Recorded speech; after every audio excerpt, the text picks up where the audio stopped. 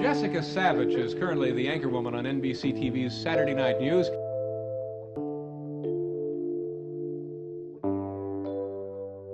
She was one of the most powerful names in news until one disastrous broadcast tarnished her golden image. Jessica Savitch had it all: poise, presence, and the kind of charisma that lit up the screen. But one night in 1983, live on air, everything came crashing down. Slurred words, confused delivery, and a stunned audience watching it unfold in real time. Critics mocked, viewers laughed. Her credibility, once unshakable, was suddenly on life support. But behind that infamous moment was a storm no one saw coming, one that would lead to tragedy, soul-searching, and eventually long-overdue apologies. The golden girl of the newsroom. She was beautiful, ambitious, and a force behind the news desk. Jessica Savitch wasn't just reading headlines, she was making history. She shattered glass ceilings in an era when few women were even allowed in the control room, becoming the first female anchor in a major market, and the first woman to anchor NBC's weekend newscast. By 1979, Newsweek crowned her America's Golden Girl, a fitting nickname for someone who seemed unstoppable on screen. At just 33 years old, she was earning $500,000 a year from NBC, a paycheck that would translate to nearly $2 million today. Her face was everywhere, and audiences trusted her more than big-name anchors like Ted Koppel and Peter Jennings. By 1982, TV Guide readers ranked her as the most trustworthy news personality on television. It had taken her nearly 2 decades to claw her way to the top of the national broadcasting world, and yet, it would take just 42 seconds for everything to come crashing down. But before the headlines and heartbreak, Jessica Savitch was just a girl from Wilmington, Delaware. Born on February 1, 1947, she was the eldest daughter of Florence Goldberger, a Navy nurse, and David "Buddy" Savitch, a clothing store owner.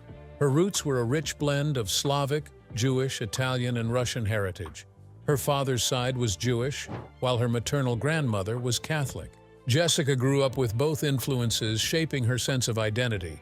Her father, Buddy, was a loving presence in her life, but tragically, his time was cut short. He suffered from nephritis, a painful and incurable kidney disease. On May 11, 1959, when Jessica was just 12 years old, Buddy passed away at only 33. The loss devastated the family, both emotionally and financially. With her father gone, Jessica's world shifted overnight. Her mother relocated the family from Kennett Square, Pennsylvania to Margate City, New Jersey, hoping for a fresh start. That move marked a new chapter for young Jessica. While attending Atlantic City High School, she began dipping her toes into the broadcasting world.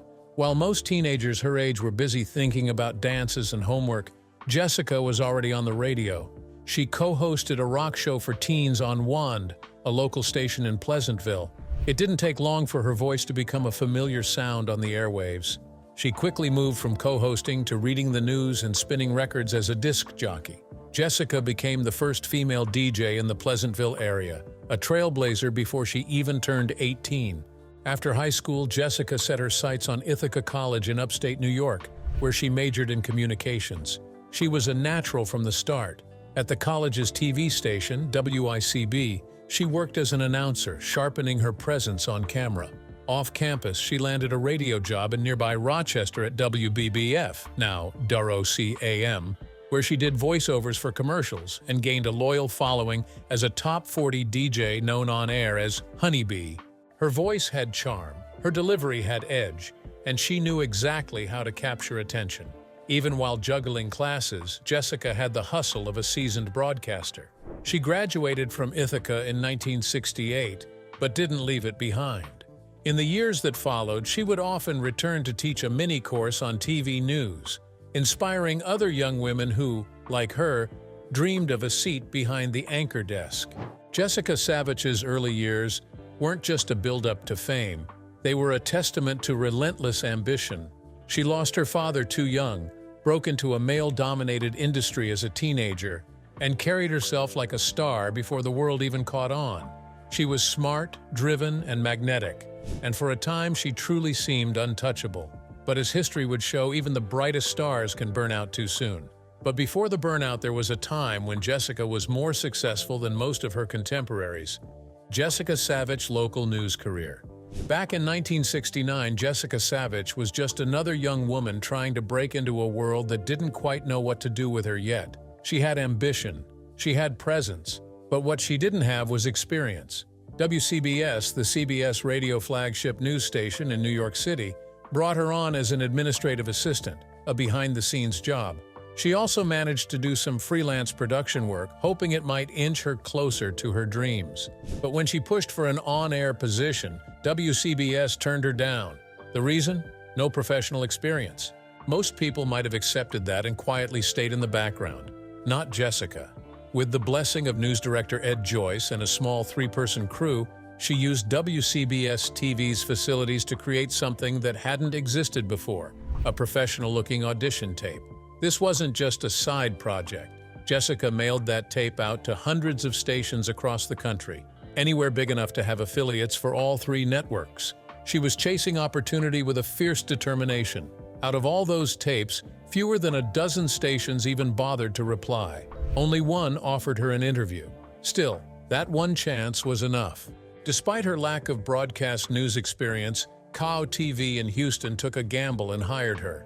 She became the station's first-ever female reporter. The man who gave her that shot, station manager Dick John, later explained that it wasn't experience that sold him.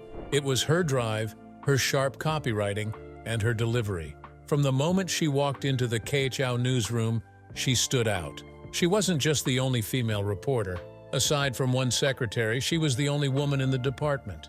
Her colleagues knew she was green, but instead of writing her off, many of them took her under their wing.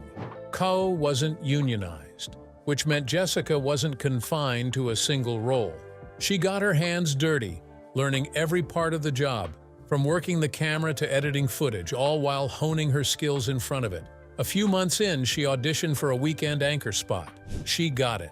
That moment was more than a promotion, it was a milestone. Jessica Savitch had just become the first female news anchor in the South. Her anchoring style was polished and composed, almost theatrical yet commanding.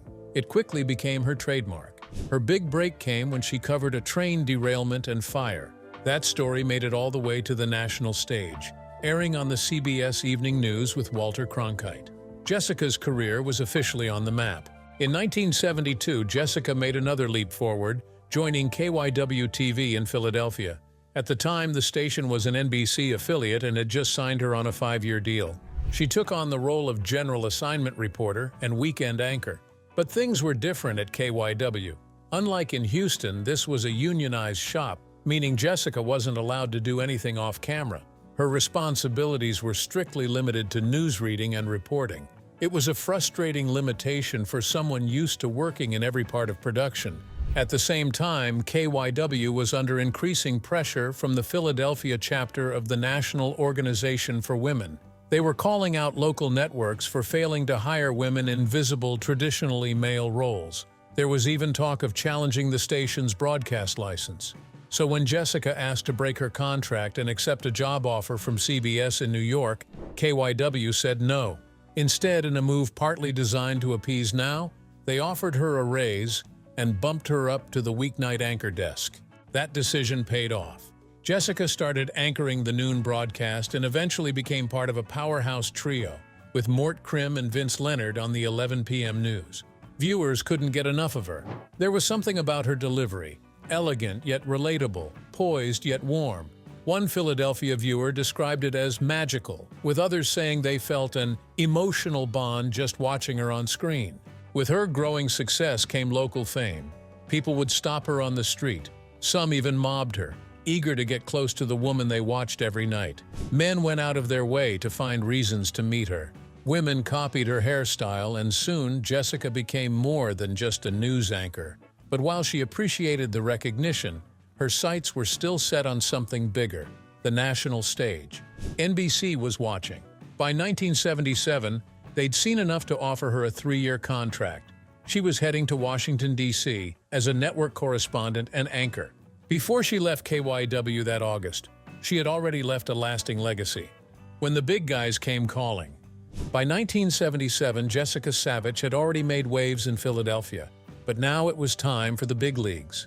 That September, she officially joined NBC News as the weekend anchor for NBC Nightly News. It was a huge step, a coveted role at the national level, and a sign that her hard work and on-screen charisma hadn't gone unnoticed. But not everyone was convinced she deserved the spotlight. Critics quickly chimed in, claiming Jessica had been chosen more for her looks than her journalistic chops.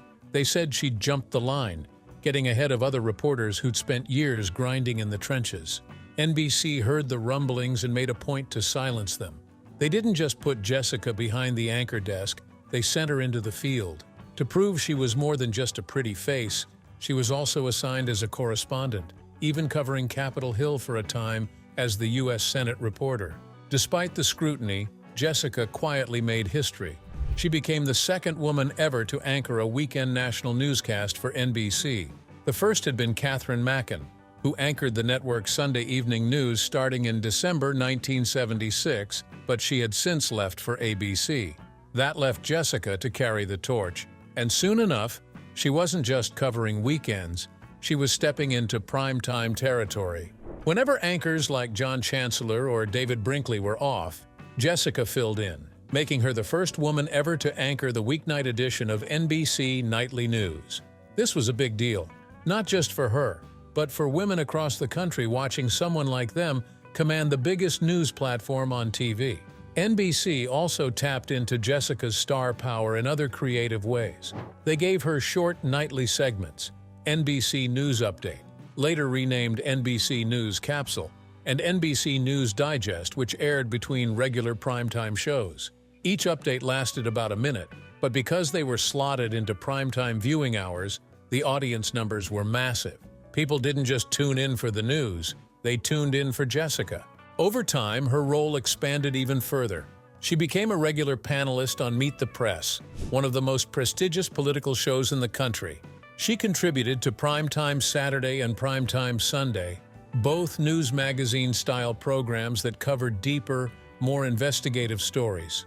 Her voice also became familiar to radio listeners across the country through her work with the NBC radio network, where she often provided commentary. Jessica's versatility made her indispensable. She even substituted as anchor on both the Today and Tomorrow shows, showing her ability to shift between formats, morning, evening, hard news, and soft features with ease. At one point, NBC offered her the anchor role for a new early morning news program, Early Today, but Jessica turned it down. Her ambitions were big, and she knew exactly where she wanted to focus. Viewers loved her. So did network affiliates. She drew people in. In 1982, a TV Guide poll ranked her as the fourth most trusted news anchor in America. That put her above some of the biggest, most established male anchors of the time. In another national poll that same year, she was voted the female anchor in the country, a title that was both a compliment and a double-edged sword, considering how often her looks had been used to downplay her abilities. Still, the impact was clear. Local stations often agreed to air NBC's nightly one-minute news updates simply because Jessica was the one delivering them. Behind the scenes, she was something of a perfectionist. She worked constantly to refine her delivery, working with a voice coach and experimenting with different techniques to fine-tune her narration. That dedication paid off in one unforgettable moment. In November 1978, Congressman Leo Ryan and several others were murdered by members of the People's Temple in Guyana, moments before the mass suicide at Jonestown. NBC had footage of the attack, but no one had time to watch and script it before air. Jessica had to narrate the graphic, disturbing film live without rehearsal. She saw the footage for the first time along with the rest of the country, and yet her delivery was calm, composed, and professional. NBC executives later praised her for her ability to stay in control under such pressure. It was one of the most emotionally charged broadcasts of her career, and she handled it with remarkable grace. Jessica's reach continued to grow. In January 1983, while still working with NBC, she stepped into a new role on public television. She became the first host of Frontline, a hard-hitting documentary series produced by PBS. It was a different kind of storytelling, deeper, more investigative, and more socially focused. It suited her. Jessica brought the same thoughtfulness to the role that viewers had come to expect from her. Her time on Frontline was brief but significant. Sadly, she never got the chance to see how far that new chapter might have gone. A love that left scars. To the millions who watched her anchor the news, Jessica was the picture of success. Sharp, stylish, and completely in control. But what the public didn't see was the chaos behind the scenes. Her personal life was a storm of heartbreak, secrets, and silent battles that never quite made it into the headlines during her lifetime. Jessica was married twice, and both marriages ended in tragedy. Her first, in 1980, was to Melvin "Mel" Korn, a well-known advertising executive from Philadelphia. At first glance, the match seemed solid. Two high-achieving professionals who moved in similar circles, both used to the pressure of high-stakes careers. But the marriage didn't last. Just 11 months after they said "I do," Korn filed for divorce. According to reports, he made that decision after discovering that Jessica had a serious drug problem, specifically a growing dependence on cocaine. For Korn, it was a line he couldn't cross, and the marriage came to a swift, painful end. Only a few months later, Jessica entered into what would be the most heartbreaking relationship of her life. In March 1981, she married Dr. Donald Payne, her own gynecologist. It was a move that surprised many, but for Jessica, who had always craved emotional security, perhaps it felt like a fresh start. Unfortunately, Payne had demons of his own. He struggled with depression and substance abuse, and those issues quickly began to surface. Just 5 months after they married, Jessica came home to their townhouse in Washington, D.C., and found him unresponsive. He had taken his own life by hanging himself. Jessica had been in New York at the time, and walking into that house to discover his body was a trauma she never spoke publicly about. But 3 weeks later, she was back on the air at NBC, stoic, composed, and utterly unreadable. To the world, it looked like she'd recovered. Inside, she was unraveling. Romantic stability remained elusive. Jessica's most enduring relationship was with Ron Kershaw, a respected TV news executive known for his talent and his temper. Their connection was fiery and complicated, filled with passion, but also marked by volatility. Kershaw, like others in Jessica's life, had his own issues with substance abuse. According to biographers, he also physically abused her. Their relationship was on and off for years, a roller coaster of highs and lows that left deep emotional scars. Jessica rarely spoke about the abuse, keeping the truth buried beneath layers of polish and professionalism. Before any of these men, back in the early 1970s when she was just getting started in New York, Jessica had been romantically involved with fellow journalist Ed Bradley, who at the time was a WCBS radio reporter and would later become a 60 Minutes legend. Their romance eventually faded, but the respect didn't. According to Bradley, they remained close friends, both personally and professionally, until the day she died. He never spoke badly of her and always emphasized the warmth and connection they shared long after the romantic part had ended. But behind every relationship was the same undercurrent. Jessica was deeply guarded. According to her biographers, Gwenda Blair and Alana Nash, she was a perfectionist in every sense of the word. She demanded the best from herself on camera, in her writing, in her delivery, but that constant pressure chipped away at her sense of self. She battled insecurities about her looks and her ability, even as millions of viewers admired her nightly. She suffered from social anxiety, often choosing solitude over socializing. At NBC, she kept a professional distance from most of her colleagues, rarely letting people in. The confident anchor people saw on television was often a carefully constructed mask. She left behind no children, no picture-perfect marriage, no fairy tale ending, but she left a mark. And for many, that's what matters most. Long before the live TV incident in 1983, there were whispers of Jessica's excessive coke use, and in 1983, everything came crashing down. The 1983 incident. By 1983, Jessica Savitch was no longer the rising star at NBC. She was starting to feel like an afterthought. Despite her talent and commanding on-air presence, the network had begun shifting its attention toward newer faces, particularly Connie Chung. It was a painful shift for Savitch, who had fought tooth and nail to get where she was. In June of that year, NBC quietly removed her from her regular Saturday evening anchor slot, the one she had held with pride, and handed it over to Chung. On top of that, Chung also accepted the Early Today role that Savitch had once been offered, but turned down. Just like that, the spotlight was dimming. From that point on, Jessica's presence at NBC was limited to brief NBC News Digest segments, short, minute-long updates that ran during commercial breaks. For someone who had once been groomed as the network's next big star, it was a clear sign.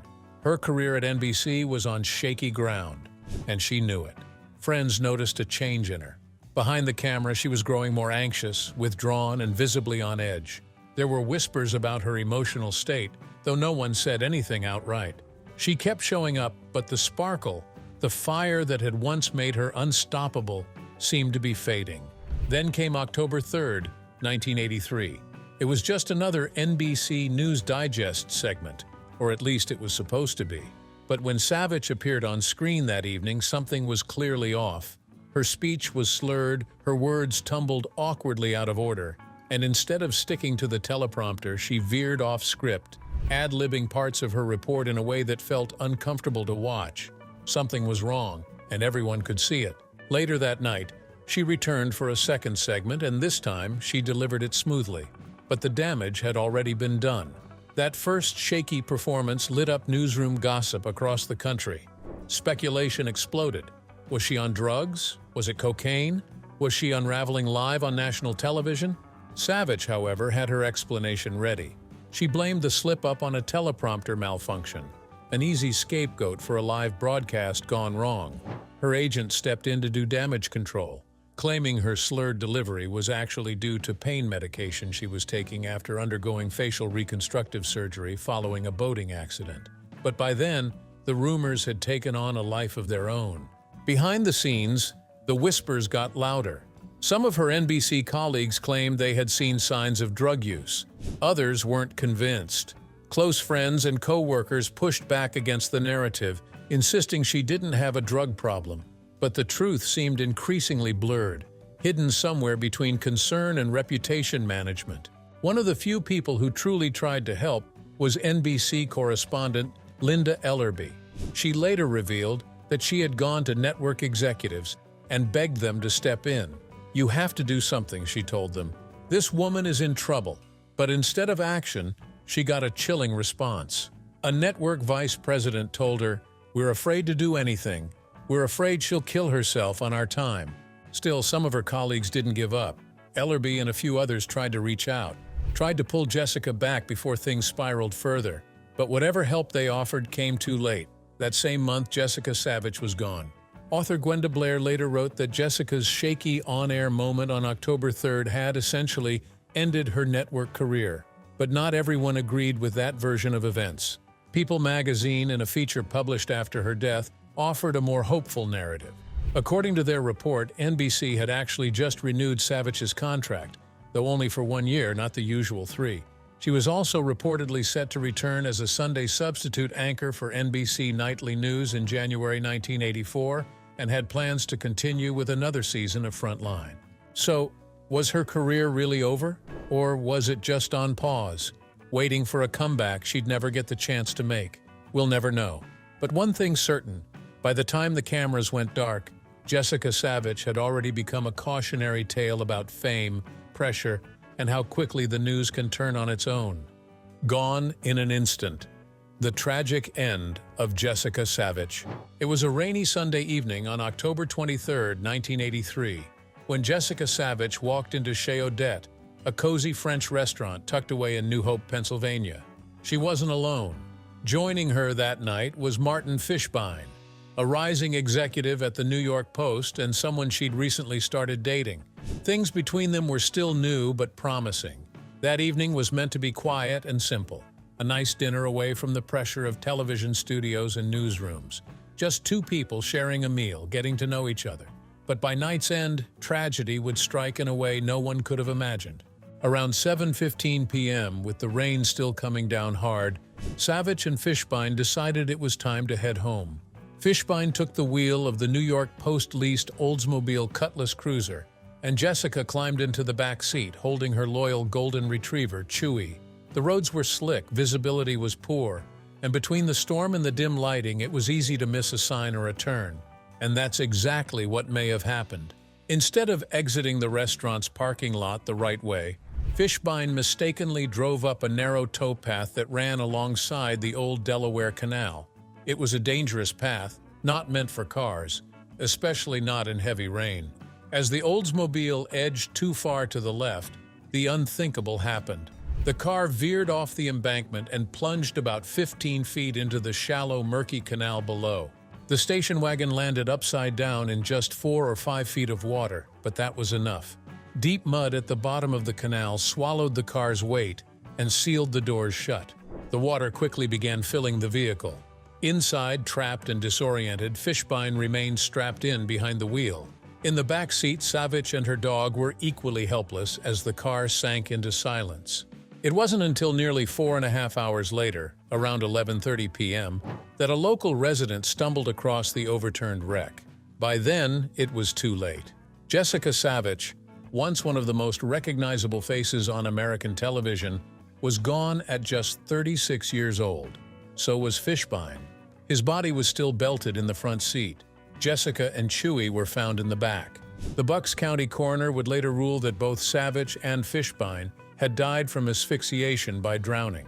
Toxicology reports revealed no presence of drugs in either of their systems, only trace amounts of alcohol, about half a glass of wine each. It wasn't recklessness or substance use that killed them. It was simply a tragic accident, made worse by bad weather and poor visibility. In the months that followed, grief turned into a legal battle. Savitch's family, along with close friends, filed a lawsuit against several parties they believed shared responsibility for her death. The New York Post, whose insurance covered the leased car Fishbein was driving, was one. So was Fishbein's estate, the restaurant Chez Odette, and even the Commonwealth of Pennsylvania, for alleged negligence regarding signage and road maintenance near the canal. The case eventually settled in 1988 for $8 million, roughly $21.3 million today. Most of that money came from the Post, but out of that heartbreaking settlement came something meaningful. A portion of the funds was used to create scholarships in Jessica's name. Today, those scholarships support women pursuing careers in broadcasting and journalism at Ithaca College, Savitch's alma mater, and other institutions. In life, Jessica Savitch broke barriers for women in television news. In death, she continues to open doors. And though her final moments were unbearably tragic, her legacy still echoes in every woman who steps behind the news desk, microphone in hand, ready to tell the world a story. Do you think Jessica truly got justice for what happened to her, or do you think otherwise? Share your thoughts with us in the comments below. Don't forget to like, share, and subscribe. Also, click the next video shown on your screen. You will enjoy it.